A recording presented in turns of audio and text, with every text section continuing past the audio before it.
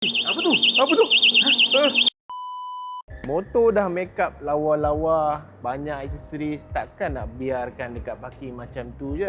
Untuk keselamatan, aku dapatkan satu locking system daripada Baidu. So yang ini adalah disc lock alam. Apa yang best dia? Yang ini dia 130 dB.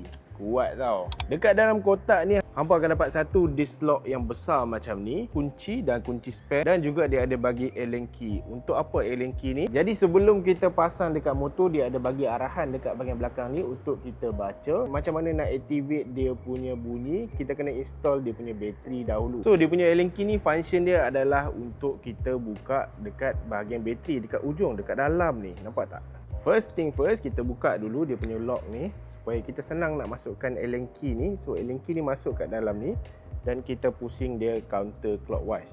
Jangan buka habis, kita loosekan dia saja. Dekat bahagian atas ni, ini dia punya cover untuk bateri. Tarik dia keluar macam ini. Ini dia punya ruangan tempat letak bateri. So yang ini silikon ni cabut. Kemudian kita cabut plastik yang untuk bateri ni. Dia ada bunyi. Kita masukkan balik dia punya slot bateri ni ke dalam ni dan kunci dengan Allen key yang dia bagi tadi tu. Jadi kita lock balik, dia akan ada bunyi. Lepas tu kalau kita kacau benda ni,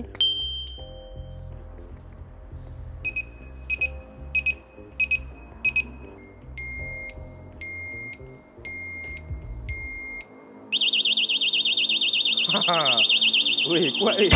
Apa tu? Nak deactivate dia, hanya buka balik.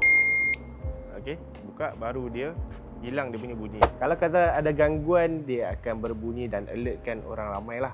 Okey, so dekat dia punya materi ni pun diperbuat daripada zinc alloy dan hardened steel. Dia punya pin dekat dalam ni, yang ini 5.5 mm, memang susah lah nak potong. Jadi kan kamu nak dapatkan Lauder Mini daripada Baidu ni. Aku dah sediakan link dekat bawah, harga dia berpatutan.